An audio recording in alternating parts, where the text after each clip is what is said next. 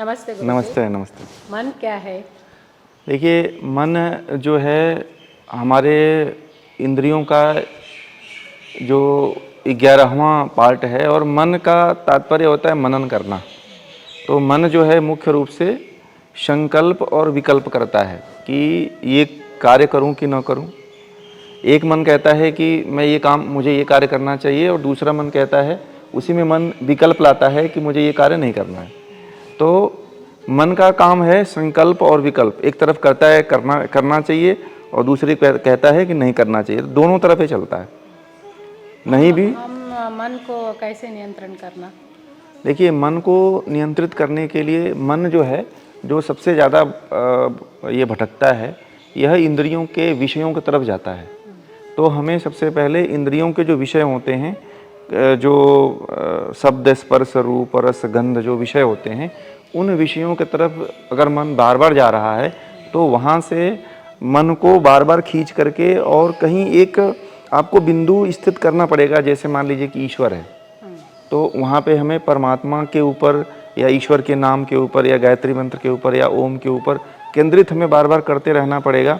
तो कि वहाँ पे वो उसको खींच करके लाए इंद्रियों के विषयों से, तो वहाँ पे वो एकाग्रचित हो सके। आप बोलते हैं जप करने से हम मन को हाँ नियंत्रण हाँ कर सकते हैं। हाँ, जैसे कि जप में गायत्री मंत्र है, और ओम का जप है, महामृत्युंजय मंत्र का जप है।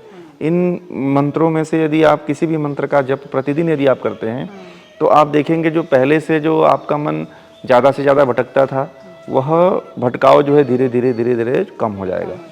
जी। टाइम कितने टाइम? देखिए, टाइम तो आपको दिन भर इसका प्रैक्टिस करिए। और अब खास तरह से अगर आप ध्यान करते हैं, तो ध्यान में तो आप पूरी तरह से ऐसा कोशिश करिए कि मन इधर उधर विषयों की तरफ जाए ही ना। और ज़्यादा से ज़्यादा ये कोशिश करिए, जब भी आप कोई काम करते हैं, घर का काम करते हैं या कहीं बाहर हैं या दोस्तों के साथ हैं, मित्रों के साथ में हैं, तो ये ज़रूर कोशिश करिए कि वह बार बार अपने विषयों की तरफ जाएगा। जैसे बाहर घूमने के लिए गए तो खाने पीने वाली वस्तुओं की तरफ, किसी व्यक्ति को देखा, किसी वस्तु को देखा तो उधर मन चला जाता है। तो आँख से ज़्यादा जो है मन का भटकाव होता है, तो उसको आपको बार बार खींचना ही है। महर्षि पतंजलि ने कहा, योग चित्तवृत्ति निरोध, यानी कि मन को जब तक आप रोकेंगे नहीं, तब तक मन रुकने वाला नहीं है। आप देखिए, एक हमारे समाज में एक कंसेप्ट ये चलता है कि मन जिधर जाए उसको जाने दो, अपने आप जो है वो कंट्रोल हो जाएगा। तो ये गलत धारणा है। जब तक किसी चीज़ को आप रोकेंगे नहीं, तो वो रुकेगा कैसे? रुकेगा नहीं रुकेगा। इसीलिए जो है मन को क्या करिए, आप मन को रोकिए, बार बार विषयों की तरफ हो जाएगा। 5 इंद्रियां हैं, तो 5 इंद्रियों के विषय हैं, तो उन इंद्रियों के विषयों से आपको बार बार खींचना है, बार बार हटाना है। और आप जहाँ पे आप धारणा बना के रखे हुए हैं, ईश्वर में, मंत्र पे, जहाँ पे भी आपने केंद्रित कर रखा है, वहाँ पे आप मन को लगाने का प्रयास करिए, तो एकाग्रचित हो जाएगा। और दूसरी जो एक मन को एकाग्रचित करने का एक सबसे महत्वपूर्ण तरीका ये है कि आप प्राणायाम करिए। कुंभक के साथ यदि आप प्राणायाम करते हैं, तो मन जो है, मन का जो भटकाव होता है वो कंट्रोल हो जाएगा। अब उसमें जो है महर्षि पतंजलि ने बाह्य कुंभक और अभ्यंतर कुंभक बताया है।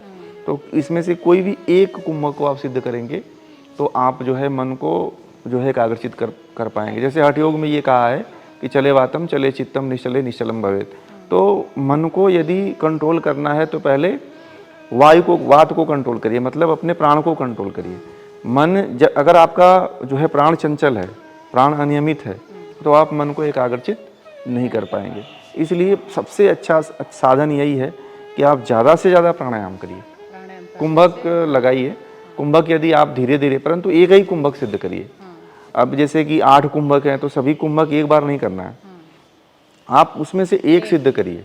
तो धीरे धीरे आप सिद्ध करेंगे, देखेंगे तो पहले से जो मन का भटकाव है वो धीरे धीरे क्या होगा, कम हो जाएगा। अच्छा, नमस्ते। सानिध्यम योग में आचार्य जी की उपस्थिति में 3 दिन का योग महोत्सव का आयोजन भी आप कर सकते हैं।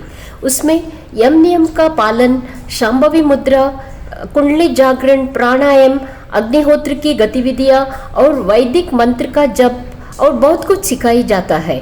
और आचार्य जी की उपस्थिति में नाड़ी परीक्षा कैंप और ऑनलाइन के माध्यम से तो आप सब लोग जुड़ सकते हैं, जिसमें मेडिटेशन सेशन स्ट्रेस के लिए, और ऑनलाइन माध्यम से ही योगासन क्लासेस होता है। और बहुत दिनों से आचार्य जी ने ऑनलाइन माध्यम से हमारे ग्रंथों का अध्ययन कर रहे हैं, उसमें वेद उपनिषद दर्शन का अध्ययन रहता है। इसलिए आप सब लोग हमसे जुड़ने के लिए दिए हुए नंबर पे आप संपर्क कर सकते हैं और हमारा भारत को एक विश्व गुरु बना सकते हैं। धन्यवाद।